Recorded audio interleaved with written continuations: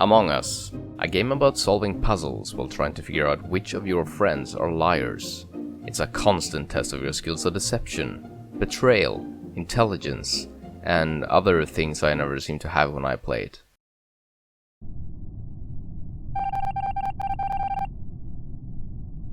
Hey guys, my name is Soaches, and today we're making a diorama from Among Us. For this build, I'm gonna be using a clay called Super Sculpey.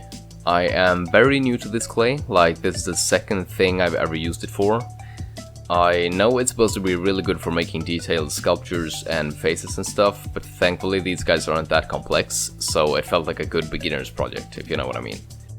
But if it looks like I have no idea what I'm doing, it's probably because I don't.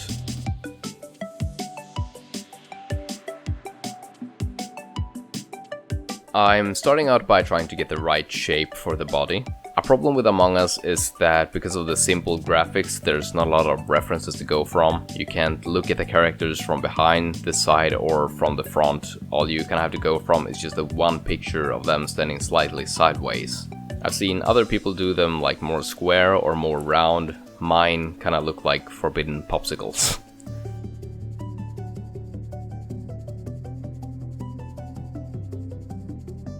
Next, I started working on the legs. I just made a long cylinder of clay and chopped them off at the appropriate length.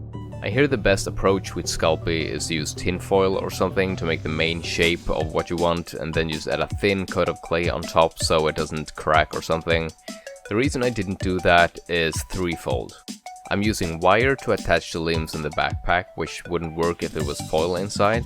It seemed too small to make a good shape out of it. Never mind, there were just two reasons.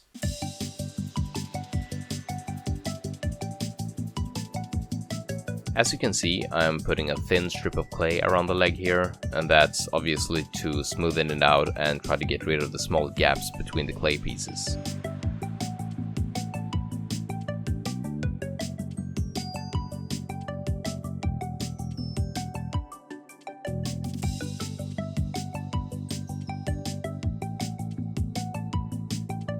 I'm also carving away bits of the bottom rim so they don't look so sharp, and once they can no longer puncture the hull of an Empire-class Fire Nation battleship, we're ready to move on. I thought it would be easier to attach the backpack first since it's flat, but the position of the backpack actually depends on the position of the eye, because the bottom of the eye is set around the center of the body, and the top of the backpack is set around the center of the eye. So in order to correctly attach the backpack, I first needed to create the eye. But yeah, I created all pieces separately, both the eyes and the backpacks.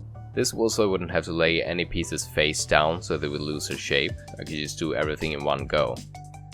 But it was also so I could compare the size and shape with the others, so I knew that one wouldn't stand out. The backpacks were pretty simple. I just made a tiny template out of paper and cut them in rectangular shapes accordingly until they started to look like forbidden fudge. Let's start putting our crewmates together now that we have all the parts. I'm just gently pressing the eyes in place and then using some tools to blend it together and make sure it stays on. There are 4 crewmates, but I'm only attaching the eyes to 3 of them because I'll make a corpse out of the last one. Like Obi-Wan Kenobi said, use the 4th. To make sure the backpack stays on, I used a piece of wire and connected it between the body and the center of the backpacks.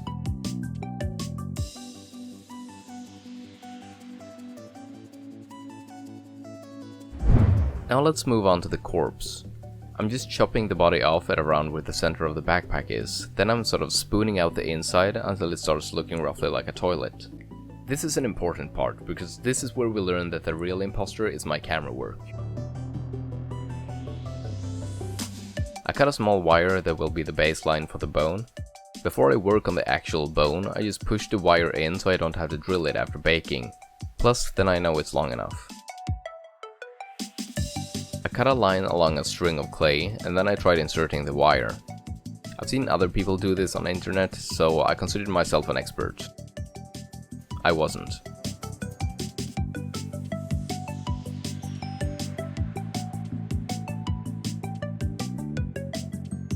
I placed 2 tiny balls of clay on the inside and used some tiny bits of clay to keep them in place.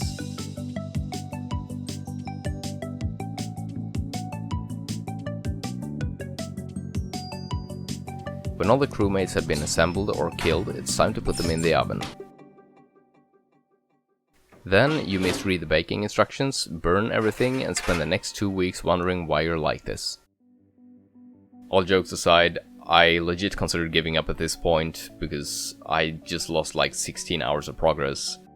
Basically, I finished everything in the evening, and I wanted to bake it before I went to bed, which is not a good idea because you're not thinking clearly, and I accidentally set the oven temperature way too high, and everything got burnt or disfigured. It also smelled like burnt plastic, so it wasn't even worth trying to salvage. But since this video isn't over yet, I didn't give up. I remade everything. I also fixed some details that I didn't like on the last ones, but let's skip ahead so you don't have to watch me do the same thing over again. And I burned them again. No, I didn't. And I'm happy with the results, but maybe I'm just biased because the last batch was so terrible. Before I go ahead and paint them, there's one more thing that I want to add to these characters. Hats. Through a bit of trial and error, I made the egg hat. If you unironically walk around with a raw egg on your head, I feel like you already don't care about the consequences, and there's no telling where the madness ends.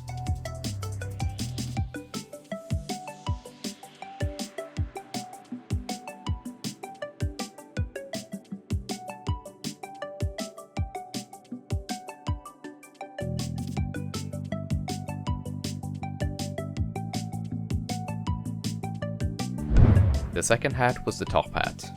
I began by cutting out a circle, and I made a thicker cylinder which I slapped on there.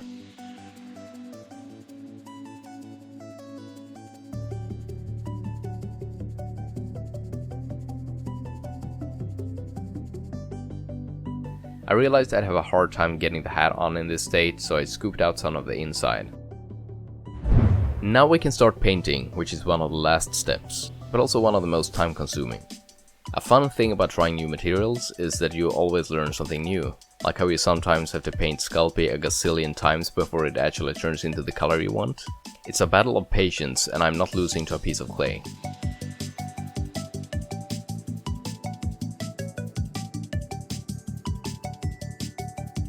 My original plan was to paint all the small shading and stuff that it has in the game, just make it look as cartoonish as possible, but I didn't really like how it turned out and it didn't transfer well to 3D, so I skipped it.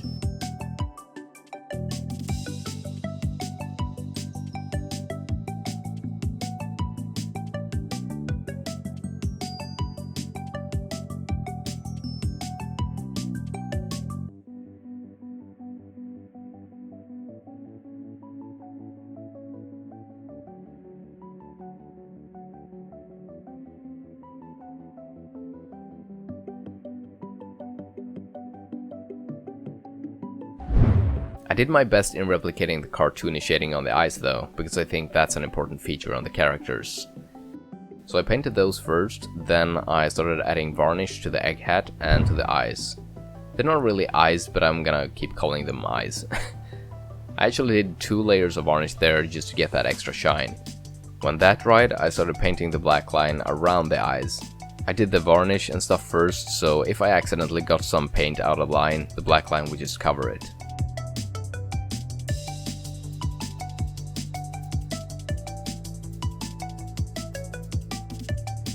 All I need to do now is glue the hats in place, and then the characters are done.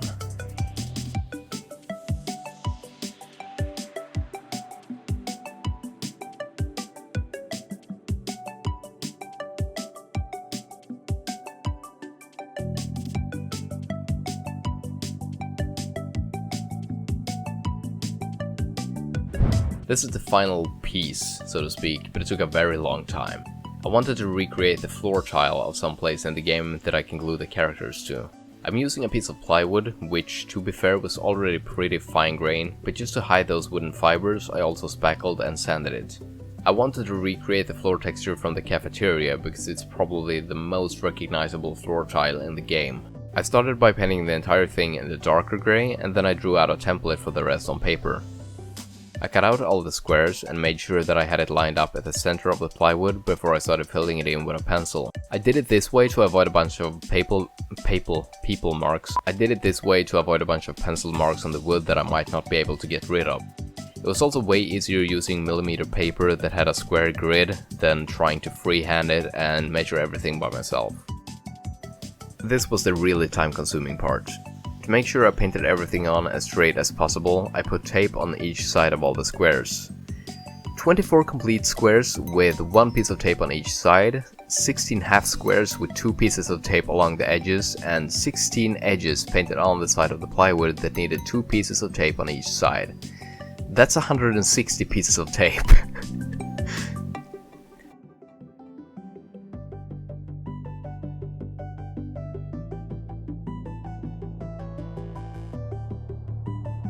When that was done, I instigated the refinement process.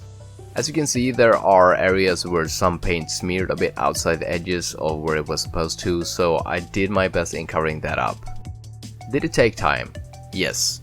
Was I tired of it by the end? Oh yeah. When you're nearing the end of a time-consuming project, you don't want to be sloppy, you want to make it as good as possible, and that's kind of what drives you to make all this really like fine grind detailed stuff. Now I just have to glue the characters in place, and after that, it was done.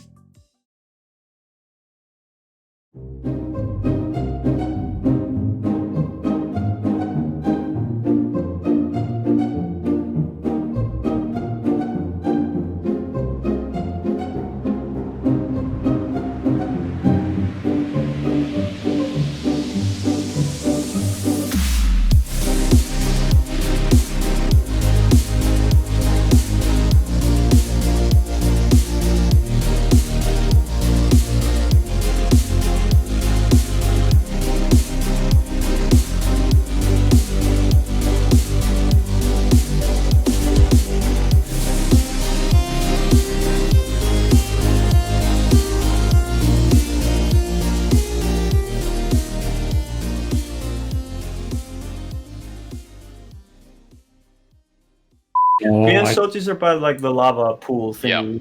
and he. Okay, that means you and Soaches are both sus, cause you can enter from office into the lava thing. Well, to be honest, what are the odds that Arse and I run into each other and that I know how to open a door?